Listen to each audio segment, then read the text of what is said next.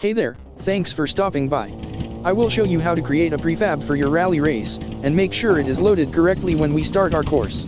This step in creating a proper rally race can be tedious. I will show you what I know to smoothen your experience. Let's go.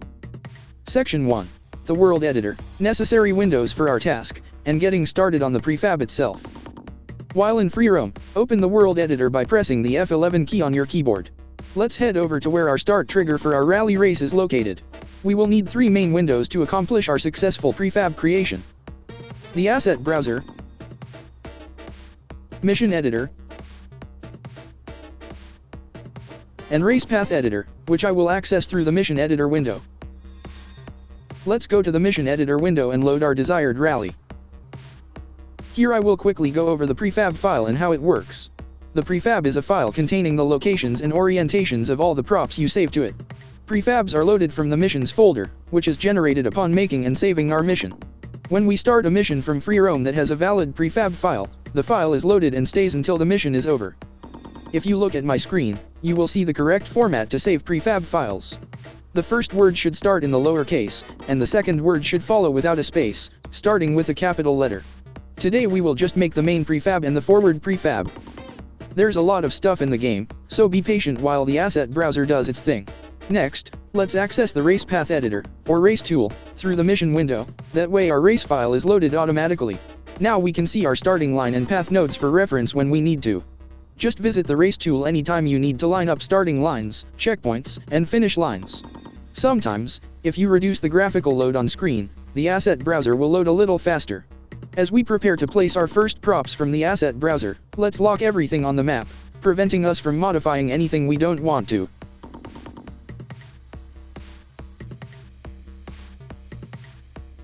Okay. Now that the asset browser is loaded, let's set up some filters to make our process smoother. Switch the top filter to All. Click on the funnel in the corner, scroll to the bottom, and disable all. Then scroll up and select only day files. Now, our search will filter out anything unrelated to our prefab.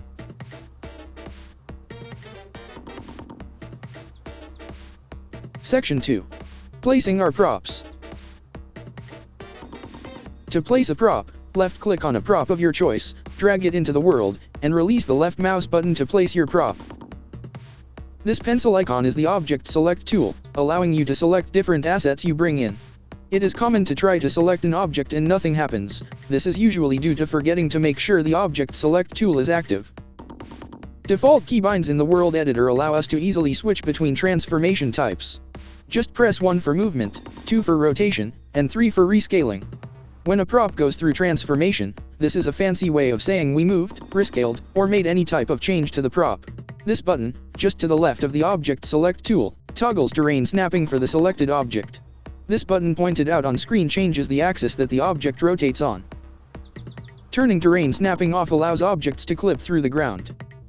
Now that we have the basics of asset placing and transformation, let's go ahead and make the forward prefab. Section 3. Creating and saving the prefab.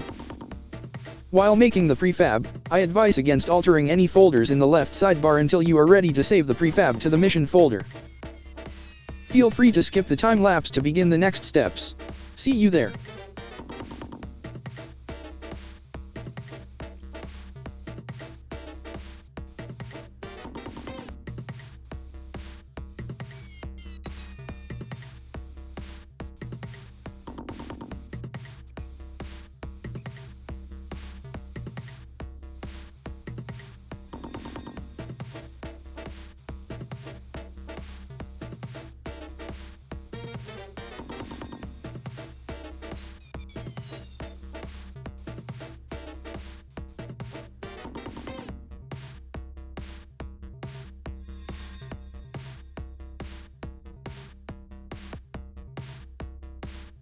Now that the assets for our forward prefab are positioned where we need them, let's save the prefab so it loads when we start our rally.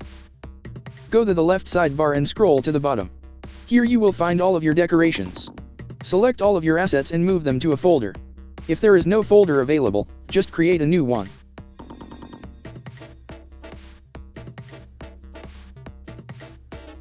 After moving everything into the folder, right-click the folder, and select Pack Prefab. Here we will make sure we save the prefab correctly. Move all the way up to the top folder. Select Gameplay. Then Missions. Select the map you are currently on. Then Rally Stage. Finally select the correct mission folder. Let's save our forward prefab in the format we discussed in Section 1.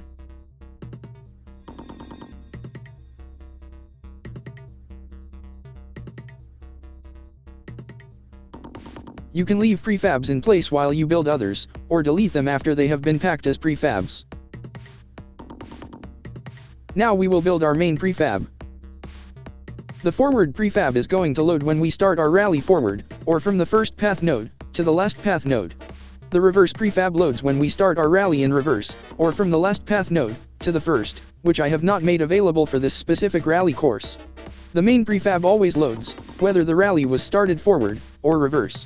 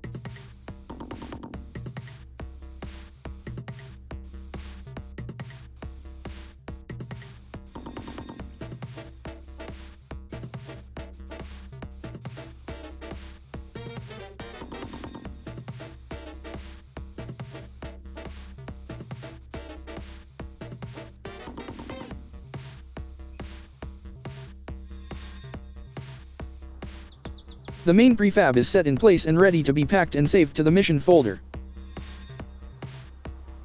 Let's do the same thing we did for the forward prefab, except we will save it as the main prefab. Here I rename my new folder, but this is not required. Move all assets to the new folder.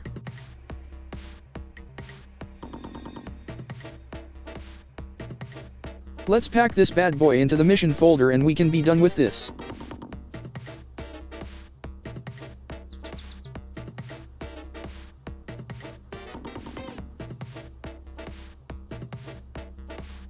Make sure to save the main prefab correctly. When done creating prefabs, you can delete all of your prefabs from the world. If you need to modify a prefab after it has been saved to a mission folder, you have to start all over. No, I'm just kidding. We can go to our mission window, select the mission type data tab, find your desired prefab, click the drop menu, and select spawn prefab at origin. I want to change my forward prefab, so I'm going to make sure the desired prefab is the only one spawned.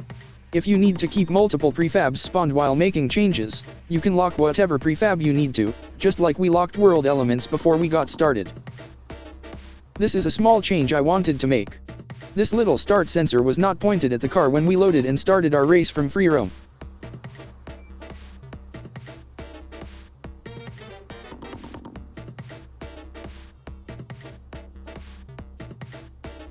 If you copy and paste an object from the unpacked prefab folder, the object will automatically be placed in the folder.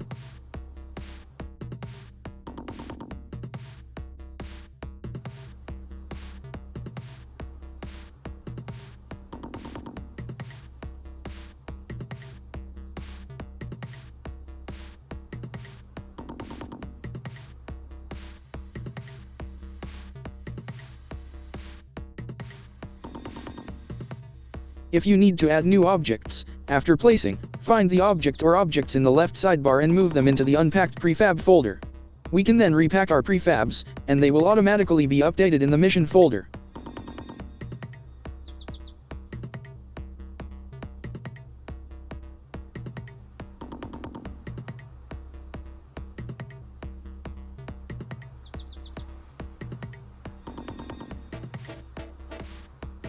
Here we can see our new prefab has been updated.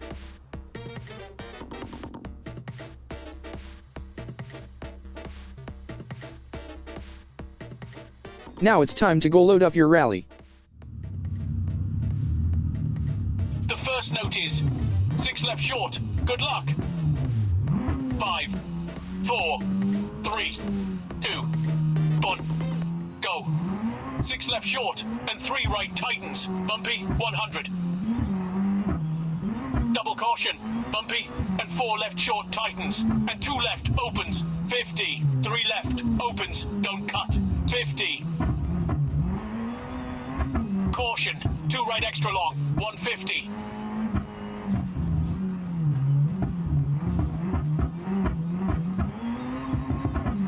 Square left tightens, and 4 right long tightens, 30.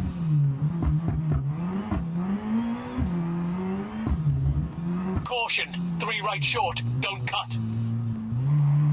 And 5 left long, 70.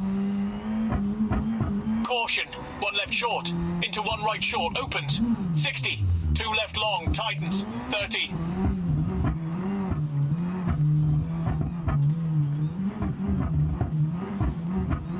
Double caution, over jump, 80. Caution, 4 left short, into 3 right extra long, tightens, into 1 left, tightens.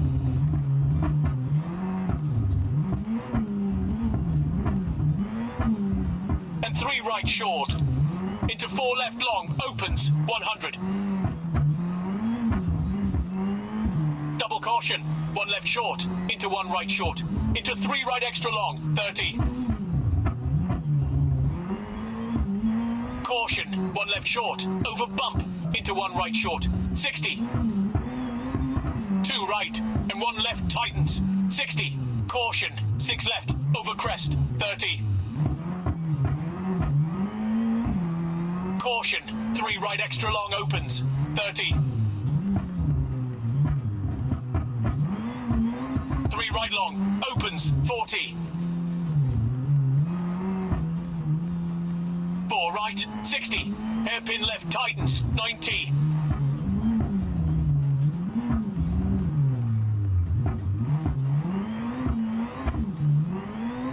4 left, don't cut, 70.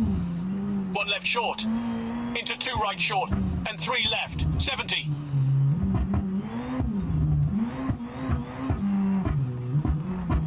2 left, and 1 left tightens, into 3 right short, 90.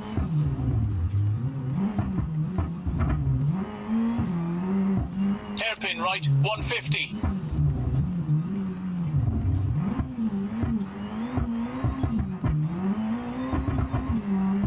3 left short, and 3 right short, 60. Double caution, narrows, bumpy, 60. Triple caution, over bump, and caution, bumpy, 40. Narrows, bumpy, over finish.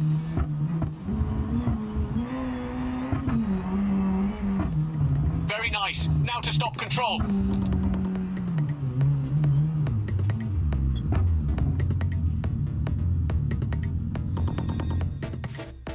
Thanks a lot for sticking around.